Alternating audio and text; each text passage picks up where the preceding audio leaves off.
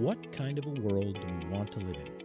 This podcast opens the difficult and uncomfortable conversations about crime, addiction, poverty, and more. If we want a healthier community, these messy conversations need to happen. This is Dangerous Ideas for Social Change. All right, welcome to this edition of Dangerous Ideas for Social Change, where we talk about community issues and social challenges we face maybe, and we like to have a kind of a free-flowing conversation and explore ideas, avenues, people's vision for how we could make our world a better place to live. And today I have with me, I'm very excited to be talking to Marion Willis. Marion is the executive director and founder of the St. Boniface Street Links. Do you just go by Street Links? We do now because we're citywide now. Okay, so you've expanded. Yeah, wow. That's someday the world? Someday the world. Who knows, right? Well, excited to hear a little bit of the story. Marion they're delivering all kinds of wonderful work. Multi-site organization, delivering outreach, housing navigation, community-based recovery, and you have the cornerstone, which is Moorburg House. And so we're going to get into all of those details, but I like to ask our guests at the beginning just the simple, how did you get to be where you are today? Like a little bit of your story, like, you know, Reader's Digest version, but how did you end up being such a force of nature here in our city? It was a big accident. I never, ever planned for this to happen. I happened to be on the bridge the day that Farron Hall, who became known as the homeless hero, rescued a young boy from the river. And that boy's eyes and mine locked as he fell off the bridge and hit the water. And so I was one of the first people on the scene. And I thought to myself, as Farron pulled him out of the water, and I kind of got involved in that, I was one of the first people on the scene. You know, the young boy was taken to the hospital. Farron was kind of left sitting. It was, you know, in May, just after the ice was off the river. You know, so I was concerned about hypothermia and things with him. Right. So anyway, long story short, I got Farron to the hospital, and part of the story is that upon discharge, I took both Farron and the young boy into my home. And I kept them actually for most of that summer. And I was interested in doing that because I thought to myself, I got to know the young boy and I realized that this was a young boy that was on his way home from church on a Sunday. He was Indigenous. A lot of people, he was with a group of other Indigenous boys. And people right away went to, they must be gang involved. Like, what's going on with these kids running down the Meridian on Provenche, jumping over, and one's just fallen in the river. Well, in fact, this was a group of young people that go to church at the Springs Church every Sunday. Mm-hmm. The service was over. They had made their way into St. B, where this boy was couch surfing with some others. And they were going to the Salisbury House. That's what was on the river at the time, right? No scandal there. No, and so I kind of got to know their stories, and I thought to myself, wow, if there's a spectrum of homelessness in the city, I got both ends of it right here. Because, you know, at the very high end of the spectrum, here was Farron Hall, who pretty much looked like what everybody thought homelessness kind of looks like, mm-hmm. right? You know, an adult Indigenous male. He was quite intoxicated. You'd wonder how he could rescue this kid from the river. He could hardly walk himself, right? And then on the other, and chronically homeless. And then on the other end of it, though, here you had this young boy who turned out to be a grade 12 student at Children of the Earth High School on the honor roll, but was homeless. And he couldn't even get a bus ticket to go to school. He simply couch surfed his way through life, and he had one goal, and that goal was to make his mother proud. His mother was living deaf and mute here in Winnipeg's North End. He, a single parent, can you imagine? She has two children. He was one, and there was a younger one. The younger one was gang involved, I guess, and in trouble, and in custody. And from what was described, probably not likely to do well in life. This young person was the eldest male, and all he wanted to do was to graduate high school, make his mother proud, and go on and do something with his life. And he has done that, by the way. The kind of But dreams so many kids have. So And many that's a children. real typical dream this young man had. Yeah. So then at that point, now I'm kind of engaged, aren't I? I've, we got. I'm trying not to say the young boy's name. We got the kid a job for the summer, working in a restaurant. We contacted his band because he was Indigenous and said, "Hey, this is your band member. He's graduated with honors. How about you fund him to go to university?" So they did. So he went on eventually to university. Unfortunately, Farron would a few years later end up drowning in the same river that he rescued a few people from, but not before he and I spent the better part of 2 years really getting to know each other. I got to know through Farron all the people that were living homeless east of Winnipeg's Red River. And to me, I thought, wow, there wasn't just a few. At one point, I think we were up to like 143 people that were just living homeless over there. And I thought to myself, this is the population that really gives definition to that term hidden homelessness. Can I just jump in and just highlight something? So that's strange. I mean, so many people look at homelessness and kind of throw their hands up and say, somebody's got to do something about this. You didn't do that. I mean, you literally invited these young people into your home. What is it about Marion Willis that would do something crazy like that? What is it about you? I guess I What didn't drives think you? it was crazy. I don't think it's got to be deeper than crazy, Marion. That's a very compassionate thing to do, and it's a vulnerable thing to open your own home. So what is it about you? I guess I'm a little bit different, aren't I? And Seems I that think way. Winnipeg has seen that I'm a little bit different that way. I don't know. I've kind of worked in and around the sector over the years. I'm pretty seasoned at what I do. I know a lot of the Indigenous population. I've worked in the communities up at that point, up to about 30 years. Some of it with, through Indian and Northern Affairs, some of it for First Nations Inuit Health Branch, some of it just directly with different bands themselves. I've worked in child welfare. I've worked in mental health. I've, done some other things. I'm pretty well known for the work that I've done. I'm actually not afraid of the population. The population's no different than you and I are, really. And at that time, there's no real drug crisis looming.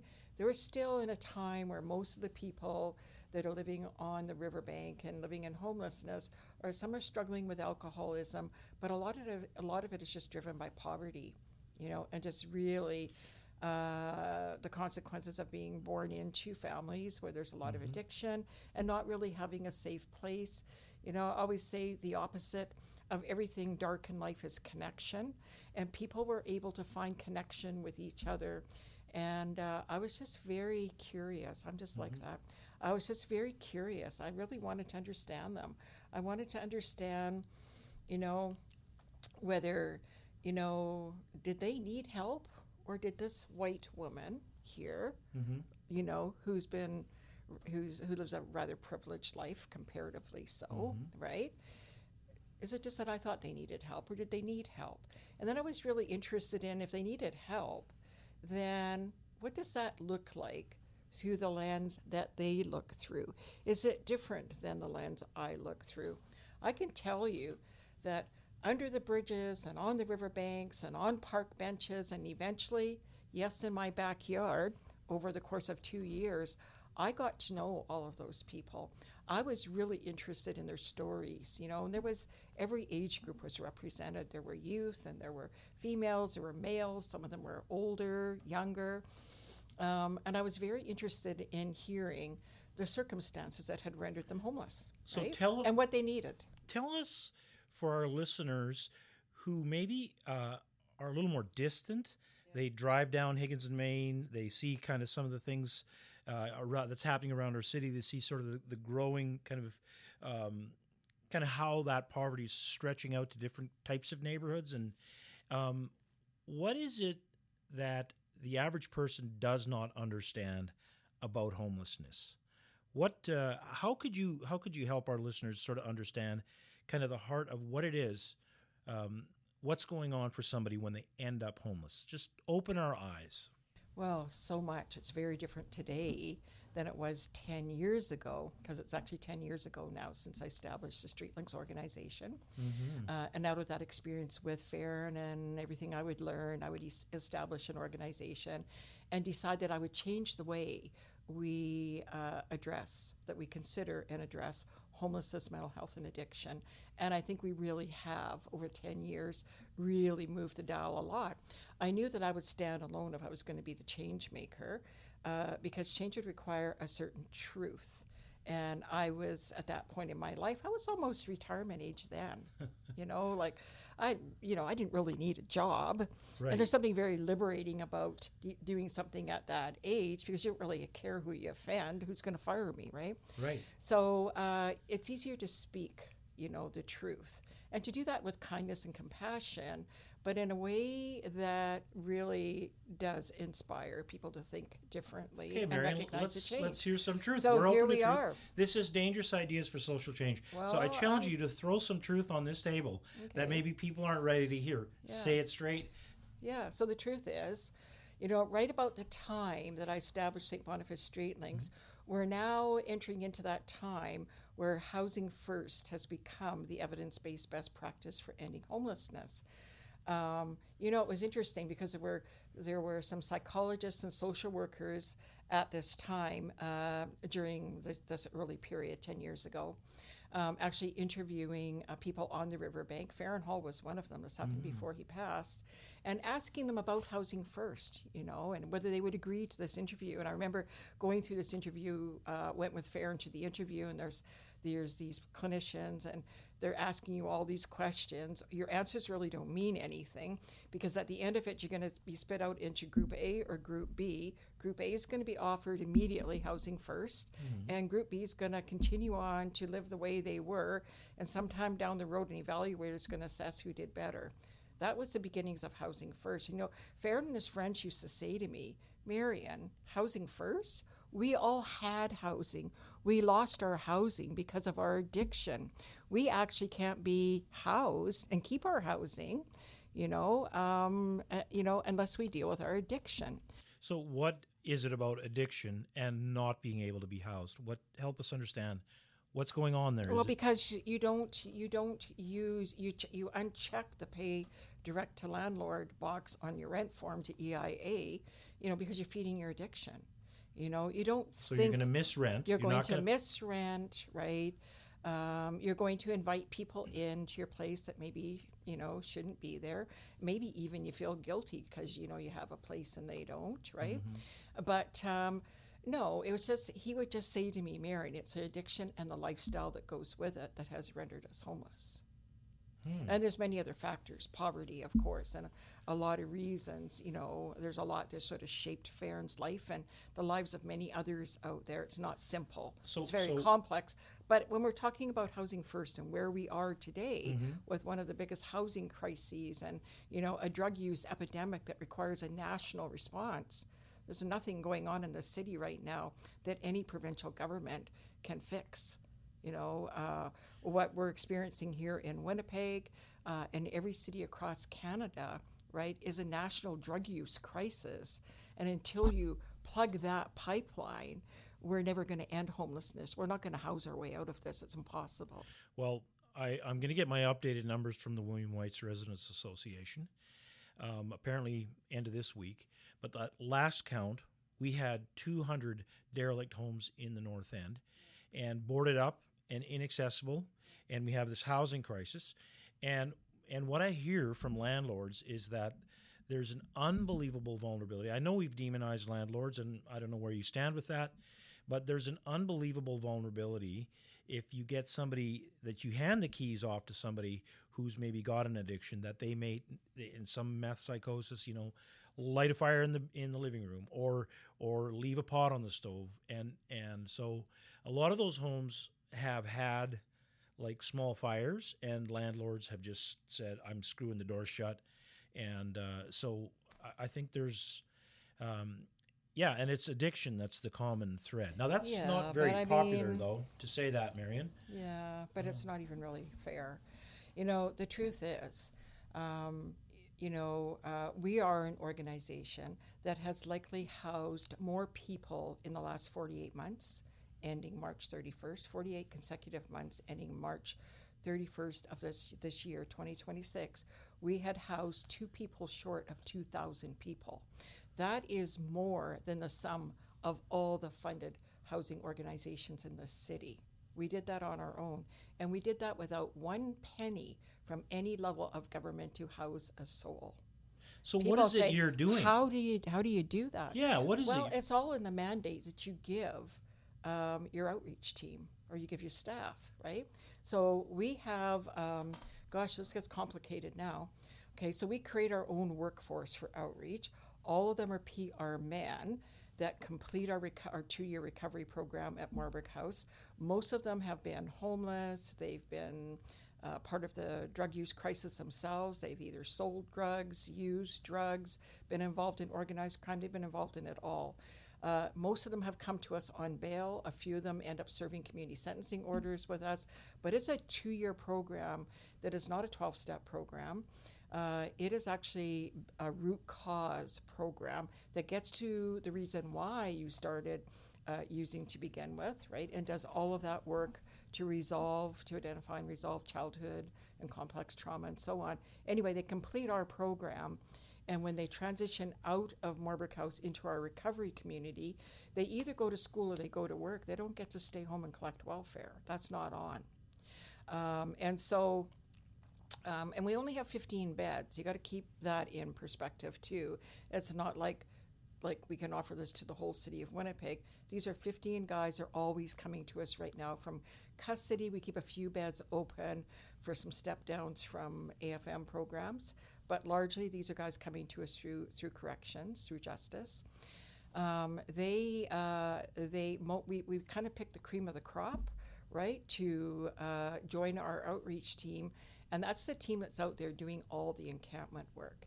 What are they doing? Help us understand They're what that's going about. into those encampments, and it is their job to link people, to go in there, to build a relationship. It's so easy for them. They're in there with people that they sold drugs to, they use drugs with. Like, they know everybody out there. They understand the lifestyle. They know there might be weapons in there. They know where to look for those weapons. They know how, to mitigate the potential for there to be harm or violence, right? So they really they easily build relationships. The people that they know who are still in the problem in those encampments look at them and go, "Wow, really? Is that you?" They can't believe. They remember when they were right? caught up in Yeah. the lifestyle, and now to see that change. It's quite remarkable for the people out there. So they become almost like role models. Actually, just seeing them doing what they're doing and seeing that they're in there, there's no judgment. They're genuinely interested in people in those encampments and saying to them, look, man, it doesn't need to be this way. How about we get you linked up with income supports, and let's get you out of here and into housing. And they're believable. The trust is built really quickly between our team and the people that are out there in those encampments. And so they're believable. It's not like we're going out there with empty promises. This is for real. And the people out there know that.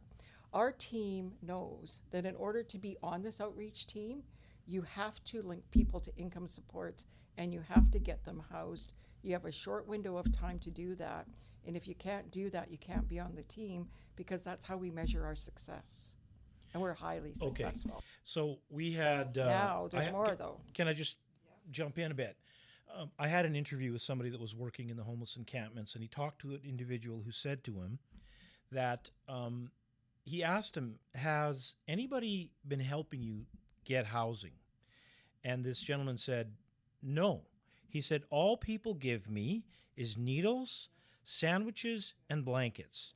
And so I kind of dove into that a bit and found out that is some of the metrics that people are measuring.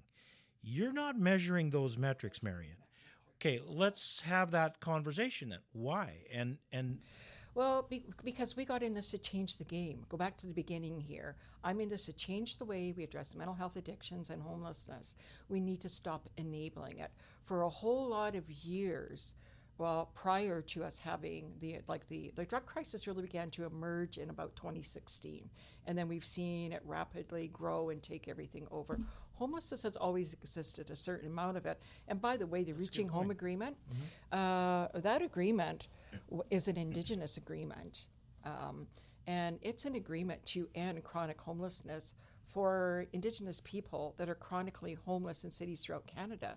It was never an agreement that was intended to end homelessness at this level, and it was never an agreement to end homelessness for everybody. It's a very focused, very prescribed agreement and process with a structure that strategy that End Homelessness Winnipeg and whoever they're funding, has to work within the terms of that agreement, and those terms are set by the federal government, right? So that's reaching home. I'm losing track of where we were. So here. Are you suggesting? But anyway, so up to that point, okay, we have outreach teams. We don't, but there's outreach teams out there, and really what they're doing is they're case managing people in homelessness, they're doing good work. It's important work to make sure that people have food and that somebody has a hot coffee in the morning, right? Especially if you've been outside in the winter, to make sure that people have blankets and, warm clothing and things. But oh my gosh, I mean, really what we've done over the years with that approach, by not changing that approach, we have basically over time normalized homelessness, normalized drug use, normalized open drug use. Encampments, Normalized encampments. We've normalized a lot of crime, and it's not called by me a survival crime, but others out there call it survival crime. Crime is crime. Right. It is. So survival crime is kind of trying to dignify the act? Well, I guess it's like saying, well, yeah, this person is stealing food from the store, he's hungry. And I get that, but that doesn't make it right. What that says to me, and what this has said to me for years, okay, is that I probably, by the way, personally do not have an enabling bone in my body. I run a treatment program. I've never considered enabling social ills a good thing. I know that there are people out there that look through a far different lens than me. These days, we say, well, there is no housing, that's why people are homeless. We say, we don't, but others out there are quite determined that it's a violation of human rights, violation of Indigenous treaty and land use rights to try to force people out of encampments, take away their encampments. But the thing is that people aren't out there making grilled cheese sandwiches and hot chocolate for the experience. They're out there deep into addiction, living in squalor, and that should not be okay with any human being. So, we're an organization that works to support all members of our human family. We do not divide people by race. We treat everybody with dignity and respect. We respect and honor, everybody's culture, their traditions, their spirituality, their religion. We do it all. But the rights that we protect is every single person's rights to income support and housing. That's fundamentally the most important piece for us, because once you get people linked to income supports and once you get them into housing and you continue to work with them, and that's where it falls apart with West, the story you're telling about the houses and they catch fire and they just want to board them up and go away. You can't just work with vulnerable populations and house them and then think you've done a great job and go away and say, well, I house these people, that's great. It's like Farron says, we all had housing. We lost our housing because of our lifestyle, our addiction and lifestyle that went with that. So, so you have to, we link to income support. That's the right we're going to protect. We're going to protect everybody's rights to housing and get people housed. And once you get people housed and you continue to work with them, they very quickly get out of survival mode. And once they're out of survival mode, I mean, look at they're in, it might be a low barrier house, might not be a palace, but you know what? There's a toilet that flushes. There's a tub to have a bath or a shower. There's a fridge and a stove to cook and store your food. there's heat in the wintertime. People quickly get out of survival mode, and now they're actually really willing to work with you because there's something very immediate for their investment of trust in us as a team. They got housed. Yeah, that's a beautiful picture. Let me ask you. So you're very focused. You're myopic. Your focus is on helping people to become housed, and then a whole. I don't like the term wraparound services, so don't make me use that term. Okay, I can't stand it anymore. Really, what people need are really solid case plans developed by competent people. Those competent people can be social workers. They can be people with community services, certificates. It could be some people with lived experience, but that are guided by people who actually know how to develop case plans, work with people to set small achievable goals so you have success right off the bat, leading to bigger goals. And that's what we do. Our goal is always going to be to work with every single person intensively when we get them housed, to get them to the RAM clinics to see an addictions doctor. Let's get them on Suboxone. Maybe this person is going to go through, going through a lot of psychoses from meth use. Maybe we can get an addictions doctor or some other doctor to prescribe olanzapine to take the edge off of that psychosis. Olanzapine is an antipsychotic used to help with people struggling with meth addiction. That's our approach. And little bit by little bit, it's a lot of hand holding, it's a lot of intensive case management, taking people, walking a journey with them, right? And setting everybody up for small successes. Those small successes in my view, they're big wins for the person who's on the receiving end of that. And it isn't long before that person is now thinking, I wonder how my kids are doing. I have kids. Where are your kids? Well, my kids are in care. Well, are they within an organization? Are they in a kinship relationship? Where are your kids? And then we start talking about that a little bit. And we agree a lot of the times that you don't have to be raising your children to be the best darn mom or the best darn dad that you can be. You need to engage and connect with your kids.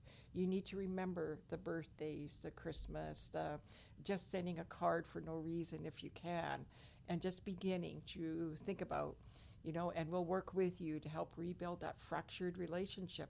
And who knows, maybe sometime down the road, maybe you'll have some kind of caretaking role with your children. Maybe it'll just be visits, or maybe you'll end up with custody of your children again, right? But let's start somewhere. And that works. That really does work with people. So, okay. And we use private market housing. Right. I like the private market. And we have a whole big network of private market housing providers that we've built out over the years because I've had to. Marbrick House is a 10-year-old now, 2-year recovery program where you complete 4 to 6 months in Marbrick House and then you transition out into our recovery community. And it's when you get into the recovery community that we commit to following you for 2 full years. And so that means we have to build the recovery community, and we've done that through private sector housing. So we know how to do it really well. We know that you need to provide a lot of services to people. Like, you really need to invest of yourself and your team into the people that you house. We know that each and every person we house, we're going to walk a journey, a few steps on that journey with them. And our goal is always initially to really work with people to make them good candidates from far better housing. So you're freeing up this housing, this first stop along the way. Now you're doing better. Maybe you even have a recovery plan at this point. Doesn't mean that you've stopped using, but you have a recovery plan. We're heading somewhere here. You'd be amazed. This doesn't sound like a very impressive number, I guess. 15% of that 2,000 people that we've housed over 4 years, 15% of them are no longer using substances and are living really good lives now. Yeah. That doesn't sound like a big number. It's a huge number. I mean, but in terms of when you think about the population and all the challenges and how complex a lot of these folks are, I think that's pretty impressive. And then there's a larger percentage of those people, probably 30% of those people, that are contemplating recovery. We've had them to the RAM clinics or on Suboxone, and they still might be using meth or they still might be using other drugs, but they're not using fentanyl anymore. They're in that pre-contemplation, and they can imagine a better life in a better world. Marion, I want to kind of get in a helicopter with you, figuratively, of course, speaking, and kind of hover above our city a bit. I've been increasingly having conversations with people where people are feeling what I'm calling maybe poverty fatigue. Where I had lunch with a group of business people yesterday who were talking about just wanting to go downtown and not feel afraid. And I know I've been at this for 40 years, and I used to tell people I sort of specialized in crisis intervention. I was very good. If there was a crisis, I'd love to run right into it and kind of deal with it. But lately, I've been feeling like the stuff we're dealing with now is just, you can't talk somebody out of their the state. So where is this heading? Okay, I'm going to say a little more background. I often get asked the question when I'm interviewed could it get worse? And we were in LA 2 years ago with our team at Homeboy Industries, and we took a conference there. They do gang interventions and get guys placed in jobs. Evenings we went out to look at the city, and I've never seen a hellscape like that. And in my mind, I've always thought, God help us I hope we never get that bad. Well, we're on our way there now. Okay, so let's hear your projections. Okay, and again, I'm going to test a dangerous idea with you, Marion. You can shoot this down. I have a theory that we often look at the cultural moment that we're in, and we say, okay, we have addiction, we have an opioid crisis, we have lots of dirty drugs. Now down is in the city, and so we're seeing that's where we are, and so we create strategies for that moment. But I have a feeling that if this continues, in 10 years from now, we will be taking actions we've never imagined we would take. And I don't know what those are, and I'm not a proponent for, wild actions or drastic measures. But, I'll give you my example. While in LA, I met with somebody who's an MS-13, and he had the face tats, and he had been fully in. And so El Salvador, Bukele came into El Salvador, and we know what he did. And I wanted to ask this young man what he thought of what Bukele did. He arrested over 60,000 gang members, incarcerated them. They're in for life. So when I heard that, not even a court case. When I heard that, I'm like, this is horrible. I can't believe it. So I asked this MS-13 member what he thought of it, and I was very surprised. He said, it's the best decision our country ever made. He told me a story about a group of 12-year-old soccer players, girls, who were having a soccer practice, and members of MS-13 came through the practice, just shot and killed 4 of them for fun. And so he said, now our country is safe. There's no more crime, and I guess now it's the lowest crime levels, and it used to be the highest in the region. Again, this is not me promoting that we should do this. Let me just make that very clear to our listeners. But I'm imagining that El Salvador never imagined they would do this.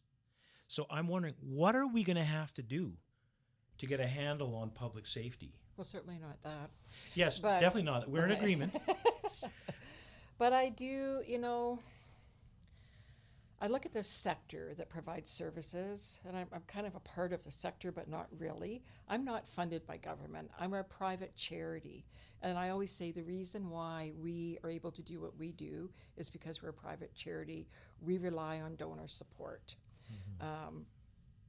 Do I need provincial and federal funding? Well, I probably do, but I'd likely decline to take it if it meant that I had to change the way we do things, right? Because my integrity is not for sale, and I got in this to change things, not just to, I'm not just chasing money here. I'm trying to change lives by creating a completely different model and way to address things. So,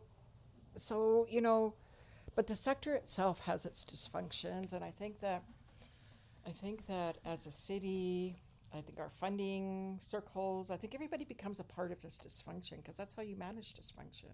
You eventually just become a part of the dysfunction yourself. I don't think... Might as well join them. Right? Can't beat them, join them. Join them. I don't even think they look at it that way. But we have normalized all these things that we shouldn't. We forget, too, that, it was in 2016, that the drug use problems began to really emerge. I mean, they've always been there, but I mean, they began to emerge in a way that we began to recognize it. Then it was like the meth crisis. It was really something, and there was a lot of violence. It was really difficult for hospitals and, healthcare teams to, even police and everybody, to distinguish between what was meth-induced psychoses and what was an actual mental health episode. It was because they're so similar. Then in all of this, the pandemic hits. Now we have 2 years, of pandemic. Mm-hmm. The police did a wonderful job, and border security and everybody of sort of cutting, the pipeline off into Manitoba.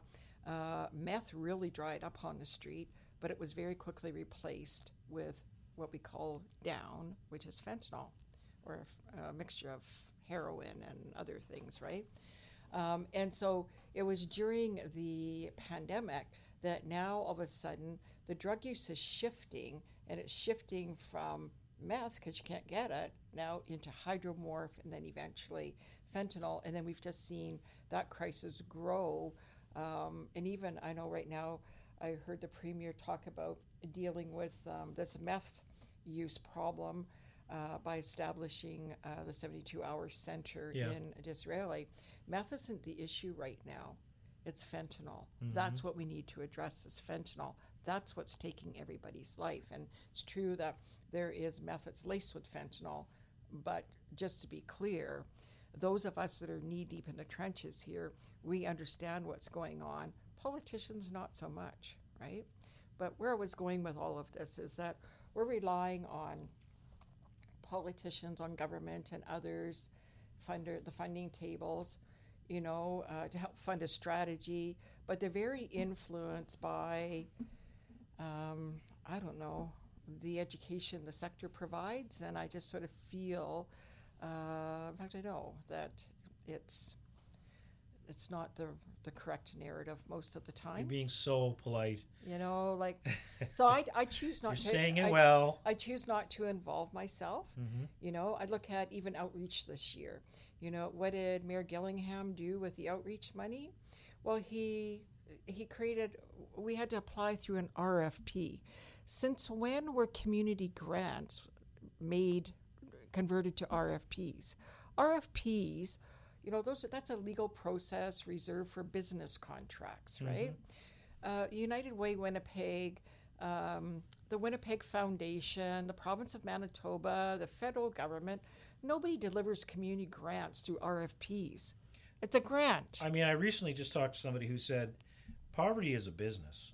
Poverty relief is a business. But in this instance, this is a city that needs to support, Your Way Home, right? To support Your Way Home means that you come up with some money to help invest in the provincial Your Way Home strategy. It was a city that didn't really want to come up with any new money, so they just basically RFP'd the money. We all submitted RFPs. We knew that the contract wasn't going to come to St. Boniface Street Links. The province has about $13 million into Main Street Project. Main Street Project is aligned with Your Way Home. We're not, right? So we lost every cent of our outreach money, saw that in the media. To Main Street horrible. Project, for Your Way Home. Yet, we are considered the encampment specialists. We have housed more people than the sum of all funded organizations out there. Last year we lost about half of our money, or 60% or 40% of our money. This year, 100% of it. But last year, by the time the city stopped funding us, I think in about September, we had already dismantled 44 encampments and housed every single person. Marion, wait. Nobody does what we do. Okay, so as a citizen, and as people listening to this, is politics not supposed to be about enacting the will of the people? I can't imagine anyone in Winnipeg we live in a not world wanting now, to. Yeah, it's all politics over people. The whole thing has become politics over people. Even the strategies that are being developed to end homelessness, they're being developed at the highest level of governments and boardrooms by people who don't understand. Theoretically, they may have read things, they read reports, they look at data and statistics, but do they really understand what's going on, at the ground level? No, they don't. They don't have a clue. We do. So, okay. But none of us are involved in informing these strategies. To go back to the question then about can it get worse? What I'm hearing you say is that if we don't stop in our tracks, and what I've been trying to push on is that, ideas have consequences. So this is where we are in the world right now. So what are the ideas that got us here? We have to go back to the ideas, the strategies that have driven us to the place we're in, and start to question those, because it's not working. In my mind, it's not working. And that's someone who has a lot of compassion for people that are going through addictions. It's personal for me. I see it in my family. I have so many friends. There is no compassion, not an ounce of compassion, and not an ounce of humanity in leaving people outside in their addiction, living in squalor, and deciding somehow, this is normal, or somebody has some right to this. I think we have to become a lot tougher. My voice in this org is going to become a much louder voice in the months to come. I've tried to play this everybody else's way. I haven't changed my strategy, but I have been conciliatory. I have tried to support where I can. But I'll tell you something, I drive down Main Street, I go down Portage Avenue, we're in Monarski, all through the North End.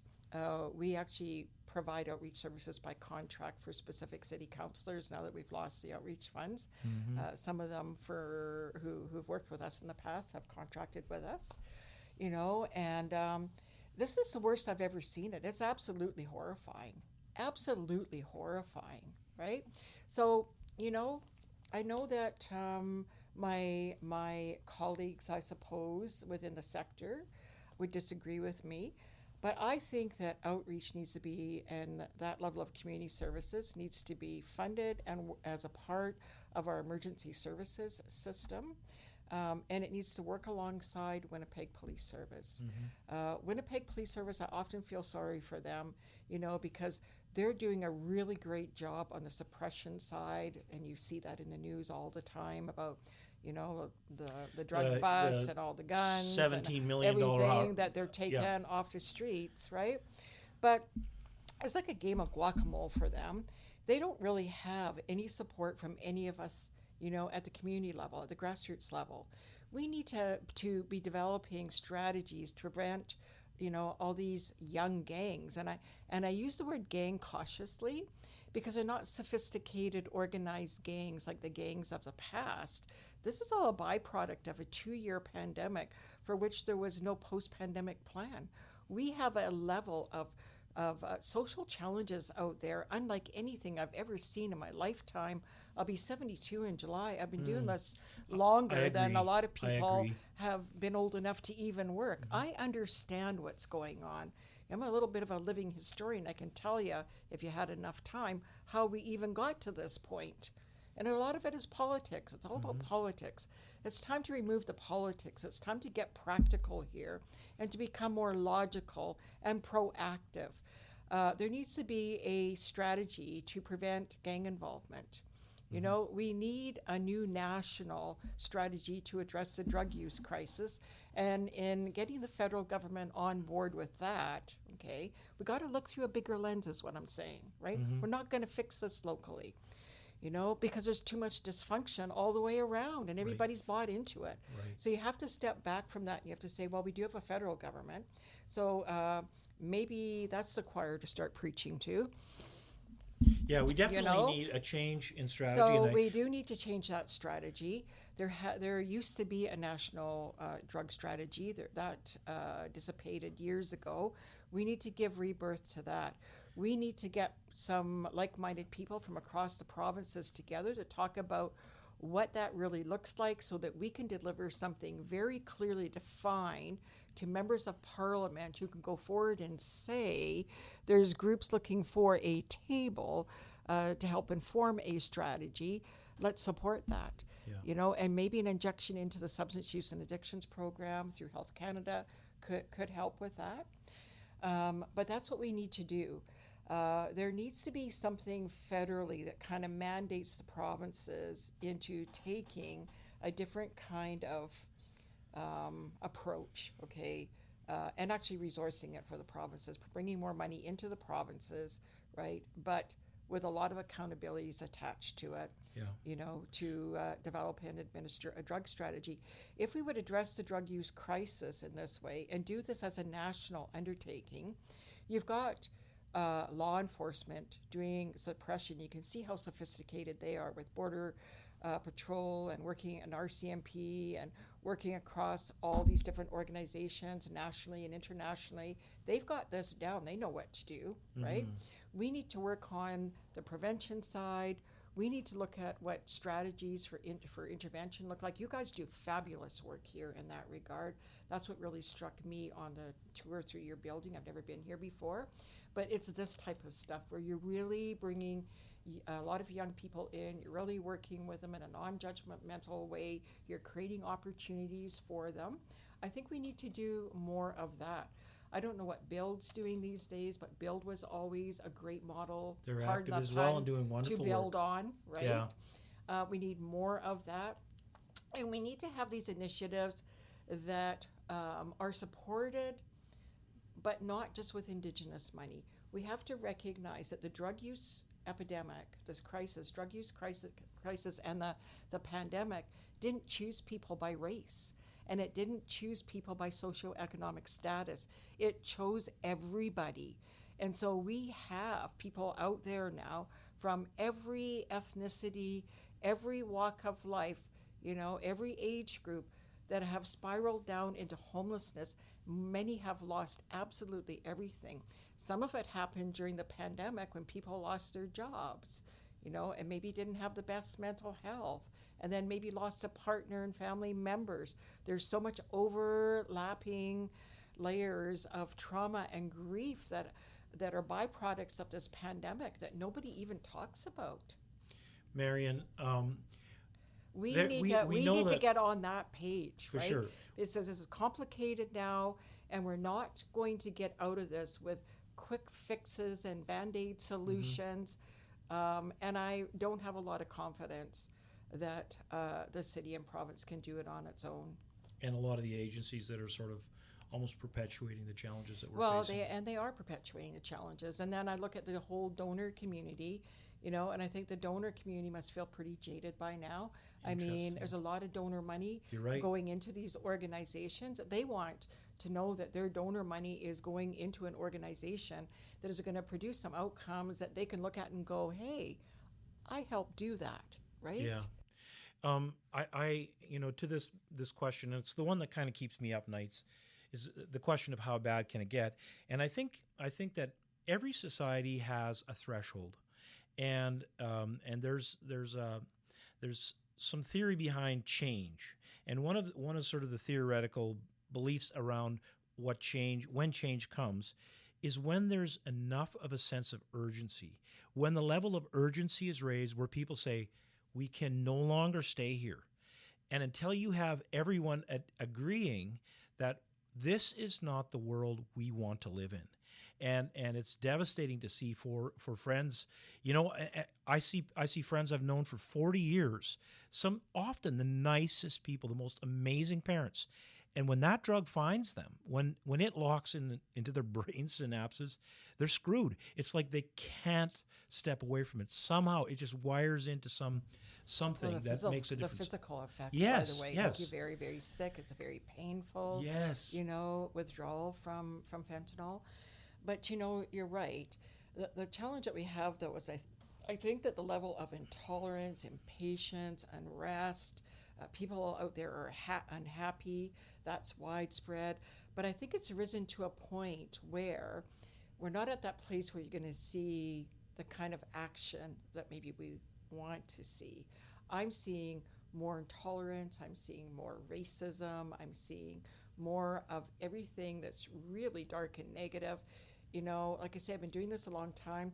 I go back to the 80s and the 90s when I used to go up north to work in communities, and I just couldn't believe the level of racism and discrimination because I was quite young back then, and I was never raised to see color.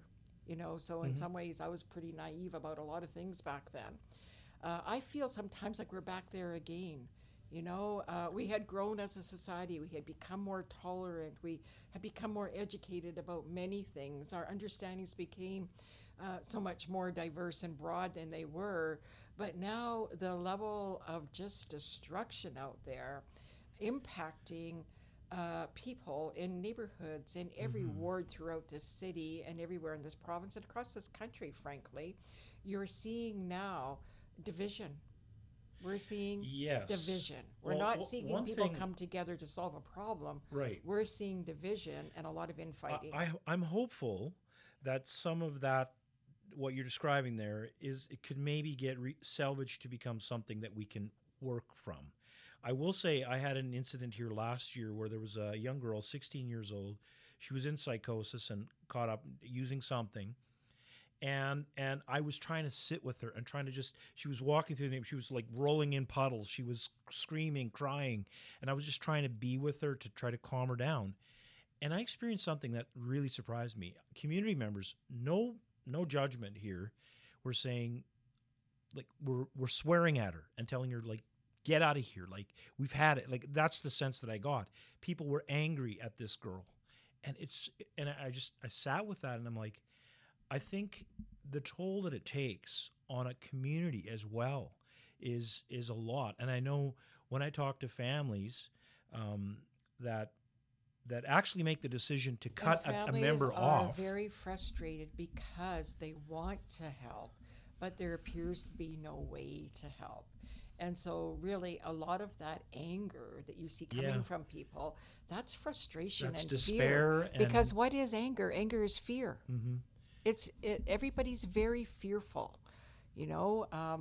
I get calls from family members every single day, many calls. Mm-hmm. Everybody that's got a loved one, they're calling, well, it's my brother or it's my cousin or it's my nephew or it's my spouse, and I really want to get them help. And I'm like, well, how old is your loved one? Well, he or she is in their 30s or their 40s, or maybe it's a young person. Often they're older, and it's like, and they're saying to me, I've been trying to get help for years, there's just no help. They're right. There really isn't an awful lot to draw on. So I really do think we've hit that point, okay, where we're not going to fix this locally.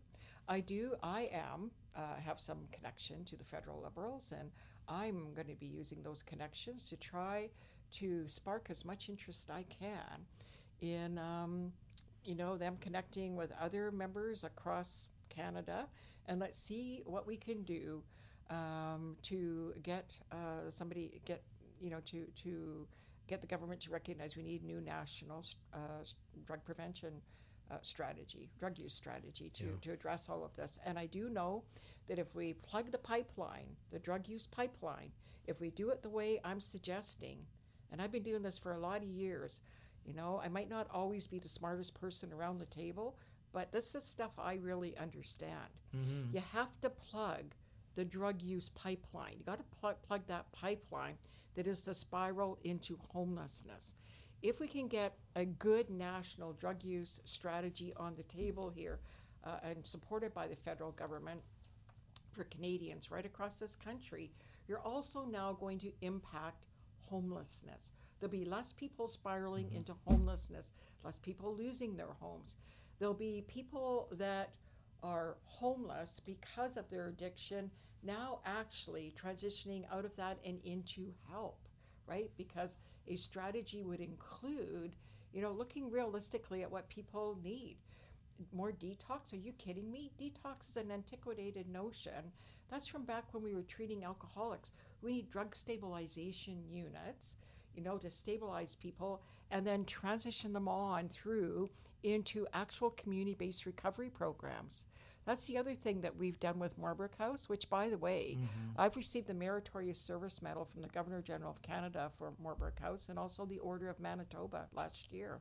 Congratulations. There's recognition for the work of Morbrook House, and I don't deserve those words, but the team that works for me, they deserve all those medals and a few more.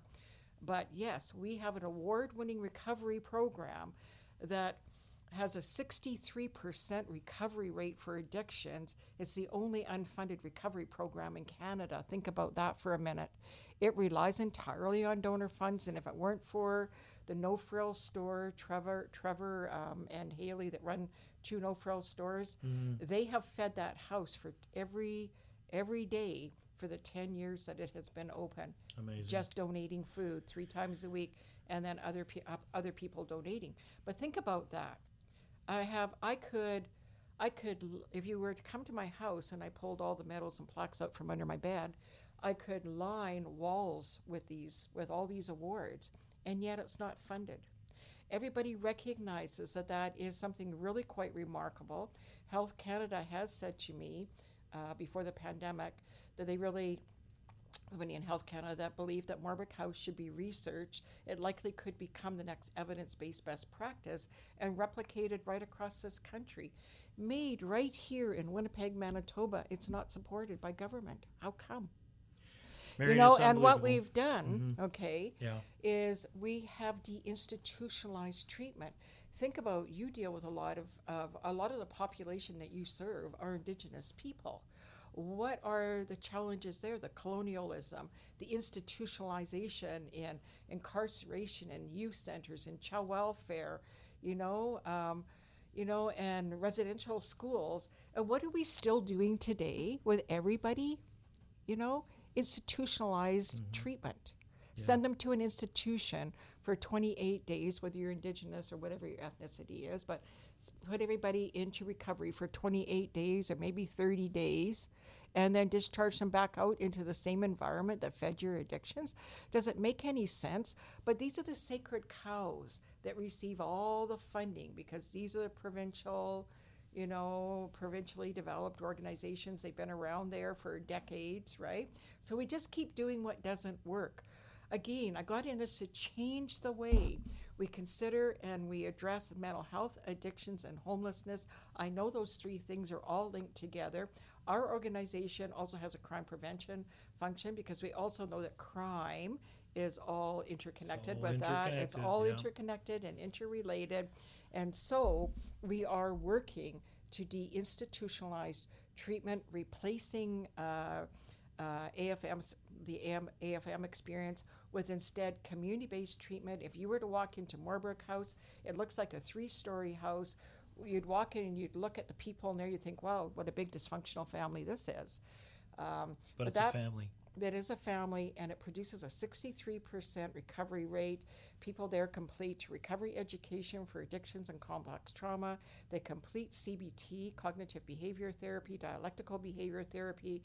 And when I left today, they were planting a garden in the backyard. That's what recovery looks like. And 74% of the people who exit the program full-time employed. Who does that? Nobody. There's no treatment program in this country that does that. And yet, you're not funded by government. Marion, maybe we wouldn't be successful if we were funded by government. That's the other piece of it, right? Too. Something to think about. Marion, we're out of time. Okay. This has been an absolutely wonderful chance to connect and to hear about the work you do. I can't sum it up in just a short period of time. You did a wonderful job. You took us there. And what I hear in your story is I hear that there's also a sense of hope that although it's very dark and it's very challenging right now, I sense a sense of hope, and I think that maybe we're at that point, and I hope that your work and the way that you've modeled for the world around us, that we can see change. And I want to end it with that by saying, yes, and we see that everybody is noticing. The donor support to us has really increased at a time that it's decreasing elsewhere. People are beginning, are beginning to see the outcomes. It's about doing the right thing. It's about doing the humane thing. It's not necessarily all about political correctness. I love it. We are people over Yeah. politics, I love not it. politics over people. That's what needs to change. Let's all dig deep. Hopefully you don't have to dig too deep to find your humanity. Marion, on behalf of all of the wonderful people in our community and many lives that you've helped, I want to say a heartfelt thank you for your work. And I want to just shout out to StreetLinks and the amazing work that they do, and wish you the best of luck. Thank you also to our listeners, and I thank you that we were able to have this conversation, a very, very kind of a difficult conversation, but one that really needed to happen. And so with that, we say thank you, and God bless. And thank you. Yeah.